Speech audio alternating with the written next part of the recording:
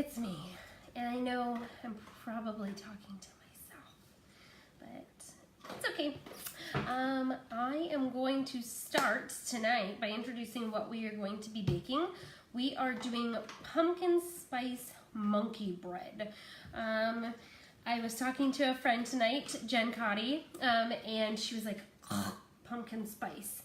All right, well, if you don't like pumpkin spice, I will let you know during this how you can alternate that pumpkin spice for something else and just make some good old monkey bread. All right, so I'm gonna start by getting this recipe started. As you know, hey Danica, I do get most of my recipes from Pinterest. So if you follow me on Pinterest at Andrea Sornberger, you're welcome to grab my recipes from my 25 days of holiday baking, I think is the page. And that's where all of my great ideas are. So I literally just pull these recipes and try them with you guys. I'm trying something new this year by trying them beforehand. And so if you've been following my page, you'll know that I did try this recipe last weekend because I was like, oh, I love monkey bread so much. If you've never had it, it's amazing.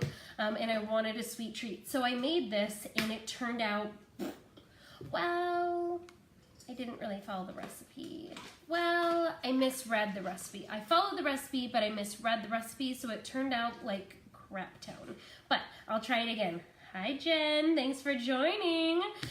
So we're going to get started with the ingredients. So we are going to have 3 cans of cinnamon rolls, cinnamon buns. And then we're also going to have pure sugar and brown sugar. And this is where I went wrong when I did the recipe before, was I heard 16 ounces of cream cheese, when in fact it was 16 ounces of cream cheese frosting. This makes a little bit difference. And I kept telling myself during the recipe, shouldn't I be adding sugar to this cream cheese? This is weird, but I'm following the recipe, so I don't even look drunk. Thanks, Jen, I appreciate you. So I think it's gonna be better using the cream cheese frosting, okay? So that's what we're gonna do tonight. So I'm gonna get started. I already preheated my oven to 350. That's what it needs to be set at. I have a nice little bundt pan here. If you've got one that's like this, I recommend putting it on a baking sheet so that when you pick it up, it's not like wobbledy, okay? So I've got my little bundt pan, and what I've already done is I've pre-melted some butter here. It calls for a cup of butter to be melted, and then to that I'm gonna add 3/4 cups of pumpkin pie spice.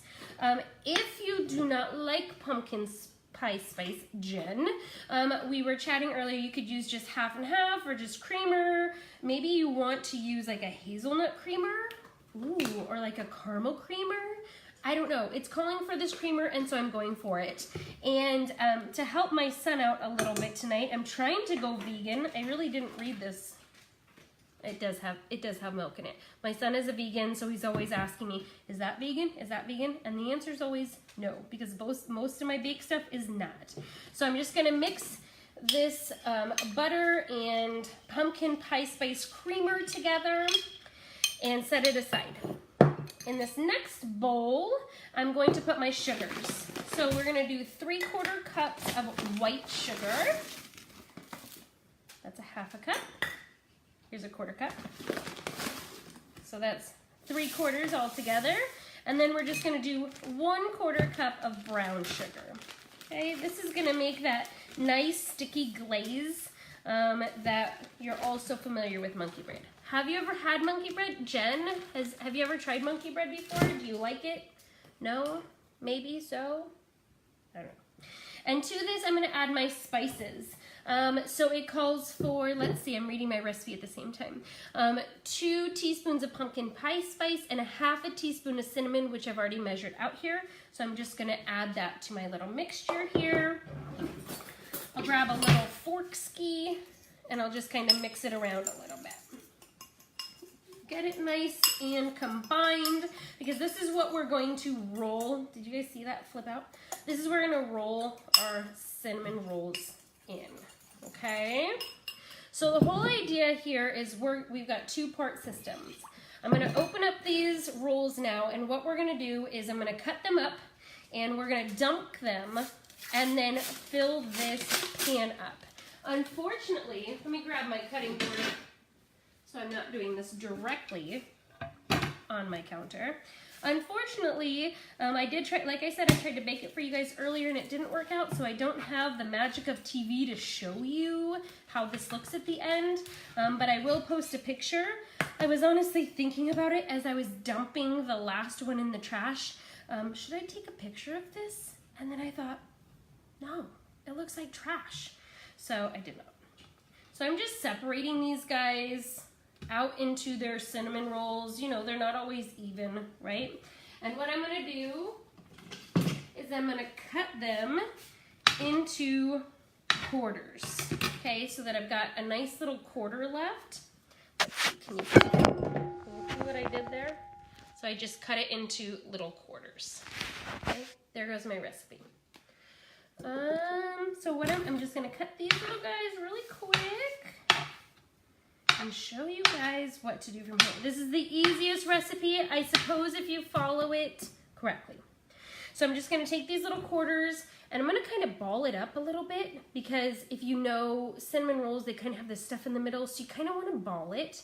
And then I'm gonna mix up this butter slash pumpkin pie spice creamer again. I'm gonna dunk it in this first so that it's nice and gooey.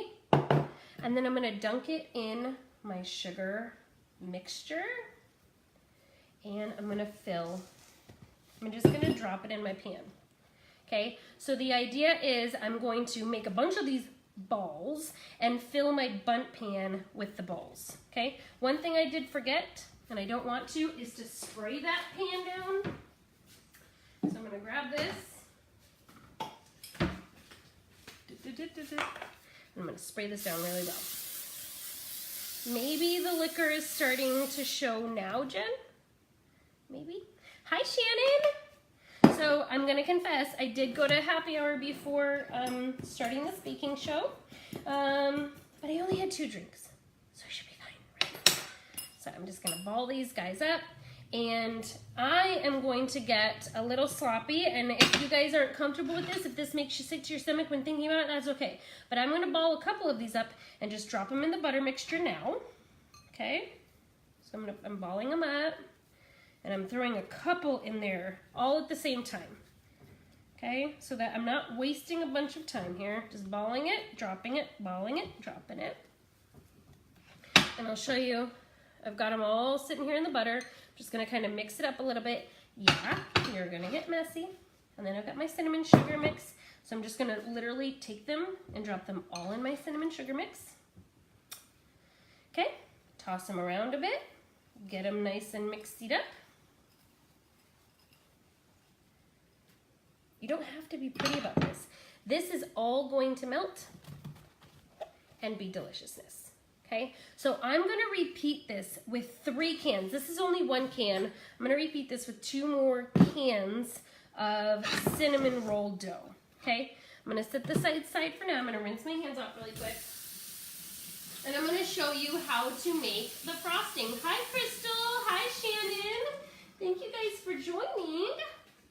Thanks, Shannon.